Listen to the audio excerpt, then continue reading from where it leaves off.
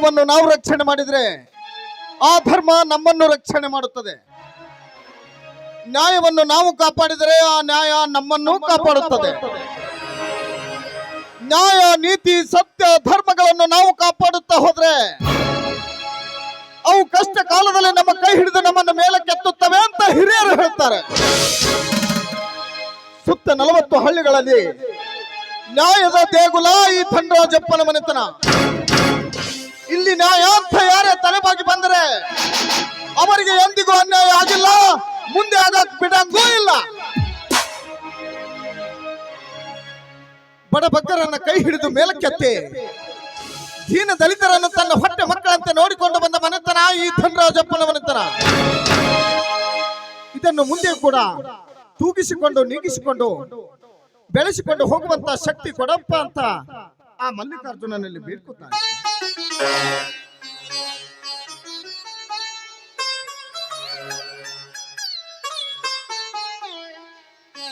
ನಮಸ್ಕಾರ ರುದ್ರ. ರುದ್ರ, ಊರಲ್ಲೇನೋ ಗದ್ದಲೆ ಎದ್ದಿದೆ ಅಂತ ಊರು ತುಂಬೆಲ್ಲ ಸುದ್ದಿ ಹಬ್ಬಿಕೊಂಡೈತೆ. ಈ ವಿಷಯ ನಿನಗೆ ಗೊತ್ತಿಲ್ಲವೇನೋ? ಗೊತ್ತೈತ್ರಿ ಅಪ್ಪಾರ. ಅದಕ್ಕಂತೇಳಿ ನಿಮ್ನೆ ಕಾಣ್ಬೇಕಂತ ಹೇಳಿ ಈ ಊರಾಗಿನ ಜನ ಎಲ್ಲ ಹೊರಗಡೆ ನಿಂತಾರೆ ಅಪ್ಪಾರ. ಇನ್ನ ಮೂರು ಬರ್ತಾ ಬಾಳ ಹೊಲಸ್ಕತ್ ನೋಡ್ರಿಪ್ಪ. ಆ ತಿಮ್ಮನ ಮಗ ಕಾಳಲ್ರಿ, ಆ ಮಗ ಏನೋ ತಪ್ಪು ಮಾಡಿ ಅಂತ್ರಿ. ಅದಕ್ಕೆ ಆ ಮಗನ ಈ ಊರಾಗಿನ ಜನ ಎಲ್ಲ ಸೇರಿ ಇಲ್ಲಿ ಹೊರಗಡೆ ಕರ್ಕೊಂಬಂದಾರಿ ಅಪ್ಪಾರ. ಈಗ ಎಲ್ಲಿದ್ದಾನೆ ಅವನು? ಇಲ್ಲೇ ಹೊರಗಡೆ ನಿಂತಾರಿ ಅಪ್ಪಾರ. ನೀವು ಕರ್ಕೊಂಬ ಅಂದ್ರ ಒಳಗಡೆ ಕರ್ಕೊಂಬರ್ತೇನ್ರಿ ಅಪ್ಪಾರ. ಹಾಗಿದ್ರೆ ಒಳಗಡೆ ಕರ್ಸೋ ನಾನು. ಆಯ್ತ್ರಿ ಅಪ್ಪಾರ. ಹನುಮಂತನ, ಕಾಳಪ್ಪನ ಕರ್ಕೊಂಬರ್ರಿ ಒಳಗಡೆ ಇಲ್ಲಿ.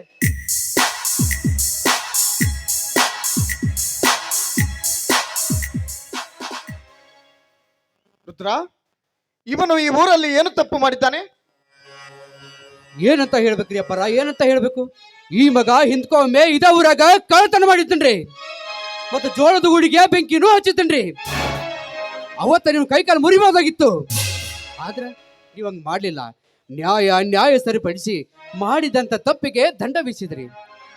ಅಷ್ಟು ಸಾಲದು ಅಂತ ತಿಳಿದು ಇವತ್ತು ಈ ಮಗ ಏನ್ ಮಾಡಿ ಗೊತ್ತೈತನ್ರಿ ಅಪ್ಪಾರ? ಇವತ್ತೇನು ಮಾಡಿದ್ದಾನೆ? ಹಾ ಪ್ರಿಯಪ್ಪರ, ಆ ನಮ್ಮ ಕೆಂಚನಮಳ್ ಗಂಗಾವಿಲ್ಲೇನ್ರಿ ಅಪ್ಪಾರ, ಆ ಕೂಲಿ ಮಾಡ್ಬೇಕು ಅಂತ ತೋಟ ಕಡೆ ಹೊರಟಾಗ ಅವಳ ಮೇಲೆ ಬಲಾತ್ಕಾರ ಮಾಡಕ್ ಪ್ರಯತ್ನ ಪಟ್ಟಾನ್ರಿ ಈ ಮಗ. ಹೌದಲ್ಲ?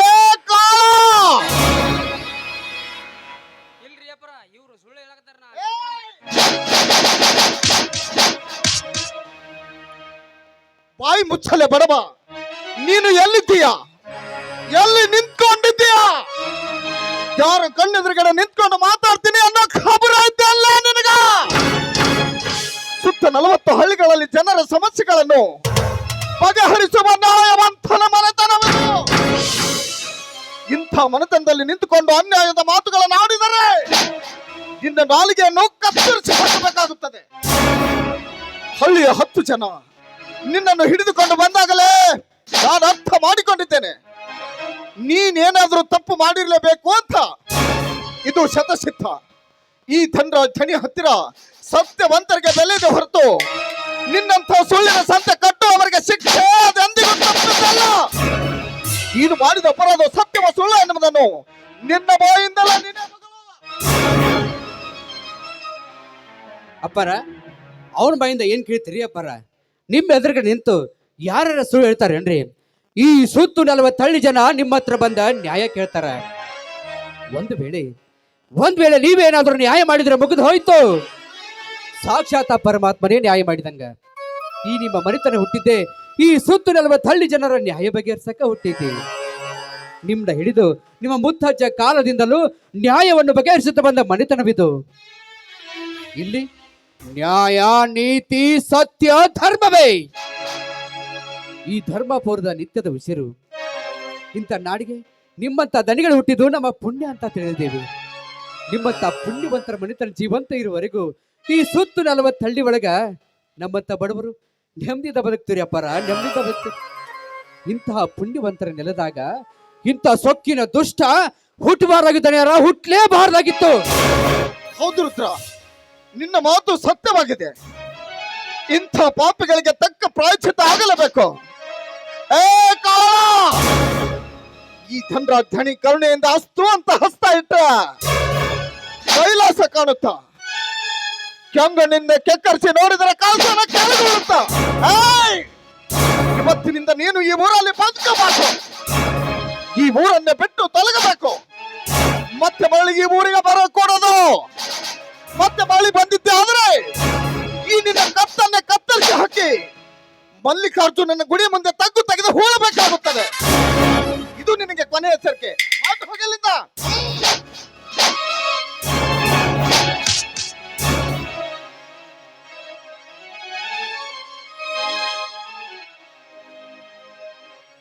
ಅಪ್ಪಾರ, ಇಂಥ ಚಿಕ್ಕ ವಯಸ್ಸಿನಾಗ ಎಂತೆಂಥ ದೊಡ್ಡ ಸಮಸ್ಯೆಗಳ ಬಗೆಹರಿಸ್ತಿರಲ್ಲ. ನಮ್ಮ ದೊಡ್ಡ ತಲೆಯಾರಂಗ ನಿಮ್ಮ ಹತ್ರನೂ ದೊಡ್ಡ ಗುಣ ಐತ್ರಿಯಪ್ಪ. ಆದ್ರೆ ನಿಮ್ಮಂತ ಪುಣ್ಯವಂತರಿಗೆ ಆ ದೇವರು ಮಕ್ಕಳ ಸಂತಾನ ನೀಡ್ಲಾರ್ದು ಬಹಳ ಪಾಪ ಐತ್ರಿ ಅಪ್ಪಾರ, ಬಹಳ ಪಾಪ ಐತ್ರಿ. ನಿಮ್ಮಂತ ಪುಣ್ಯವಂತರ ಹೊಟ್ಟೆಲಿ ಒಂದ್ ಮಗು ಹುಟ್ಲಿ ಅಂತ ನಿತ್ಯ ನಾ ದೇವರಿಗೆ ಬೇಡ್ಕೊತೇನ್ರಿ ಅಪ್ಪಾರ.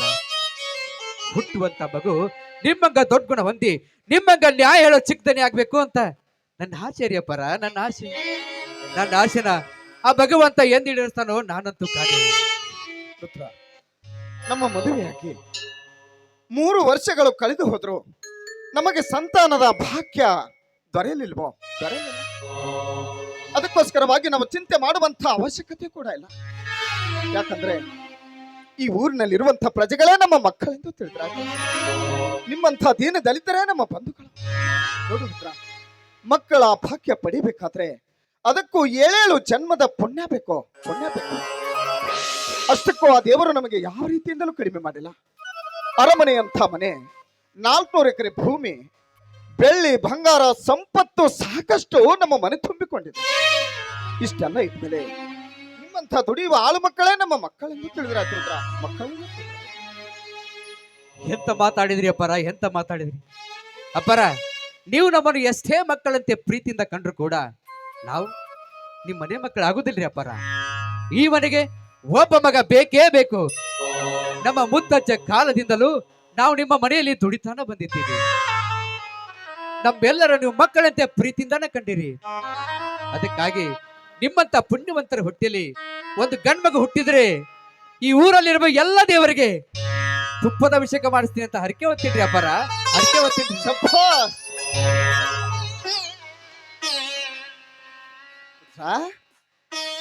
ನೀನು ಈ ಮನೆತನದ ಆಳು ಮಗ ಅಲ್ವೋ? ನೀನು ನಮ್ಮ ಮನೆತನದ ಮಗ ಕಣೋ, ಮಗ. ನಿನ್ನಂಥ ವಿಶ್ವಾಸಿಕ ಅಭಿಮಾನಿಯನ್ನು ಪಡಿಬೇಕಾದ್ರೆ ಈ ನಮ್ಮ ಮನೆತನದ ಪುಣ್ಯವತೆ ರುದ್ರ, ಪುಣ್ಯವತೆ. ಅಪ್ಪಾರ, ನನ್ ಪುಣ್ಯ ಈ ಮನೆ ಮೇಲೆ ಏನಿಲ್ರಿ ಅಪ್ಪಾರ. ಈ ನಿಮ್ಮ ಮನೆ ಅನ್ನ ತಿನ್ನುವ ಋಣ ಆ ಭಗವಂತ ನನಗ್ ಕೊಟ್ಟನ್ರಿ ಅಪ್ಪಾರ, ನನಗ್ ಕೊಟ್ಟನ್ರಿ. ಆ ನಿಮ್ಮ ಋಣನ ನಾನು ಇನ್ನು ಎಷ್ಟು ಜನ್ಮ ಎತ್ತಿ ಬರ್ಬೇಕು ತೀರಿಸ್ಬೇಕಾದ್ರೆ. ನೋಡು ರುದ್ರ, ಈ ಜಗತ್ತಿನೊಳಗಡೆ ಪುಣ್ಯ ಮಾಡಿದಂಥವರಿಗೆ ಒಬ್ಬರ ಋಣ ಒಬ್ಬರ ಮುಟ್ಟಿಸುವಂತ ಕಾಲ ದೇವರು ತಂದೆ ತರ್ತಾರೆ. ಆಮೇಲೆ ನೀನು ಸ್ವಲ್ಪ ತೋಟದ ಮನೆ ಹತ್ರ ಹೋಗಿ ಬಾ. ಆಯ್ತ್ರಿ ಅಪ್ಪಾರ, ಹೋಗಿ ಬರ್ತೇನ್ರಿ ಅಪ್ಪಾರ.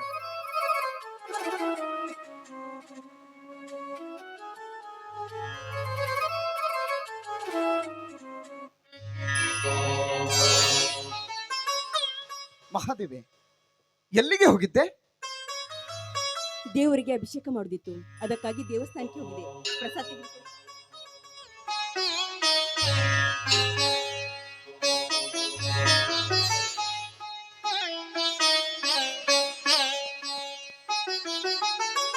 ಅಲ್ವೇ, ನೀನು ನಿತ್ಯ ಆ ದೇವರ ಗುಡಿಗೆ ಹೋಗಿ ಅಭಿಷೇಕ ಮಾಡಿಸಿ ಬರುವೆಯಲ್ಲ, ಯಾಕೆ?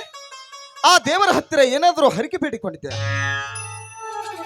ಹೌದು ಸ್ವಾಮಿ, ನಿಮ್ಮಂತ ನ್ಯಾಯವಂತ, ನೀತಿವಂತ, ಗುಣವಂತ, ಧರ್ಮವಂತ ಗಂಡ ಪಡಿಬೇಕಂದ್ರೆ ನಾನು 7 ಜನ್ಮದಲ್ಲಿ ಪುಣ್ಯ ಮಾಡಿದೀನ್ರಿ. ಆ ದೇವರು ಸಕಲ ಸಿರಿ ಸಂಪತ್ತು, ಭೋಗ, ಭಾಗ್ಯ, ಐಶ್ವರ್ಯ ಎಲ್ಲವನ್ನು ದಯಪಾಲಿಸಿದಾನೆ ನಮಗೆ. ಆದ್ರೆ ಈ ನಮ್ಮ ಸಂಸಾರದಲ್ಲಿ ಒಂದೇ ಒಂದು ಕೊರತೆ ಇಟ್ಟಿದ್ದಾನೆ ರೀ. ನಮ್ಮ ಮದುವೆ ಮುಗಿದು 3 ವರ್ಷ ಕಳೆದರೂ ಕೂಡ ಈ ನನ್ನ ಹೊಟ್ಟೆಯಲ್ಲಿ ಒಂದು ಮಗು ದಯಪಾಲಿಸಲಿಲ್ಲ ಆ ದೇವರು. ಅದಕ್ಕಾಗಿ ಈ ಊರಲ್ಲಿರುವ ಎಲ್ಲ ದೇವರಿಗೂ ತುಪ್ಪದ ಅಭಿಷೇಕ ಮಾಡ್ತೀನಿ ದಿನಾಲು ಬಂದು ಅಂತ ನಾನು ಆ ಹರಕೆಯನ್ನು ಮುಟ್ಟಿಸ್ತಾ ಇದ್ದೀನಿ. ಆದಷ್ಟು ಬೇಗನೆ ನನಗೇನಾದರೂ ಒಂದು ಮಗು ಹುಟ್ಟಿದ್ರಿ ಈ ನನ್ನ ಜನ್ಮವೇ ಸಾರ್ಥಕ ಆಗೋದ್ರಿ, ಸಾರ್ಥಕ ಆಗೋದು. ಮಹಾದೇವಿ, ಇಲ್ಲದ ಆಸೆಗಳನ್ನ ಕೈಬೀಸಿ ಕರೆದು ನಿನ್ನ ಮನಸ್ಸಿಗೆ ಭಾರ ಮಾಡಿಕೊಳ್ಬೇಡ. ಈ ಕಲಿಯುಗದಲ್ಲಿ ಹುಟ್ಟುವಂತಹ ಮಕ್ಕಳು ಹೆತ್ತವರ ಮನೆತನಕ್ಕೆ ಮುತ್ತುಗಳು ಆಗಬಹುದು, ನವರತ್ನಗಳು ಆಗಬಹುದು.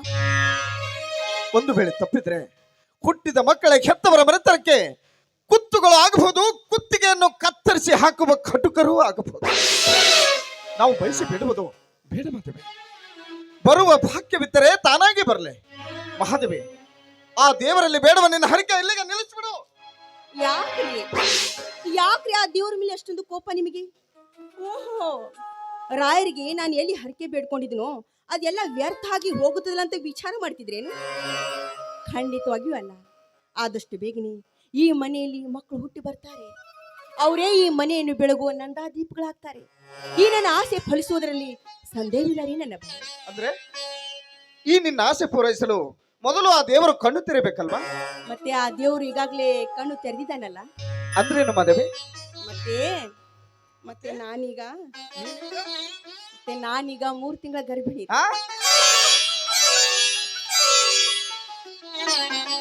ಮಹಾದೇವಿ, ಹಿಂದೆ ನೀನು ಎಷ್ಟೋ ಸಲ ನಾಚಿಕೊಂಡರೂ ಈ ನನ್ನ ಮನ ಬರೀ ನಗುತ್ತಿತ್ತು. ಇಂದಿನ ಈ ನಾಚಿಕೆಯ ಸೌಂದರ್ಯ ಈ ನನ್ನ ಹೃದಯದ ತಂತಿಗಳು ಸಪ್ತ ಸ್ವರಗಳಿಂದ ಬಿಟ್ಟಿದಂತಾಗುತ್ತದೆ. ಈ ನನ್ನ ಮನ ಕೂಗ್ತಾ ಇದೆ ಮಾಧವಿ, ಕೂಗ್ತಾ ಇದೆ. ಏನಂತ ಕೂಗ್ತಾ ಇದೆ? ಬಹು ಬೇಗನೆ ಒಂದಾಗೋಣ ಬಾ ಎಂದು. ಹೌದೇ?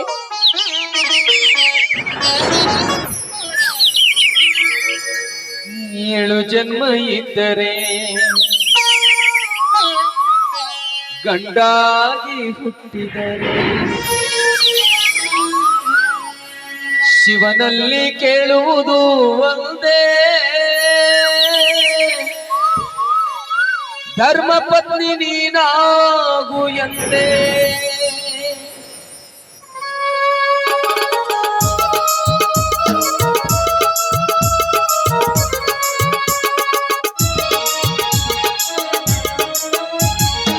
ಏಳು ಜನ್ಮ ಇದ್ದರೆ ಗಂಡಾಗಿ ಹುಟ್ಟಿದರೆ, ಏಳು ಜನ್ಮ ಇದ್ದರೆ ಗಂಡಾಗಿ ಹುಟ್ಟಿದರೆ ಶಿವನಲ್ಲಿ ಕೇಳುವುದು ಒಂದೇ, ಧರ್ಮ ಪತ್ನಿ ನೀನಾಗು ಎಂದೇ. ಆ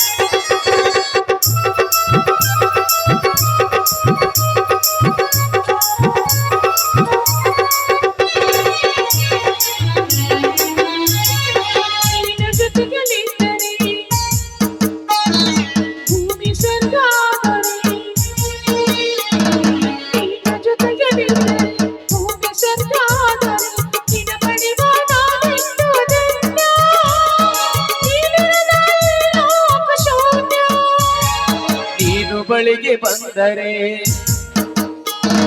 ಪ್ರೀತಿ ಮಾತನಾಡಿದರೆ, ನೀನು ಬಳಿಗೆ ಬಂದರೆ ಪ್ರೀತಿ ಮಾತನಾಡಿದರೆ, ನಾ ಕಂಡೆ ದೇವಿಯ ರೂಪ ನನ್ನ ಬಾಳಿನ ನಂದ ದೀಪ.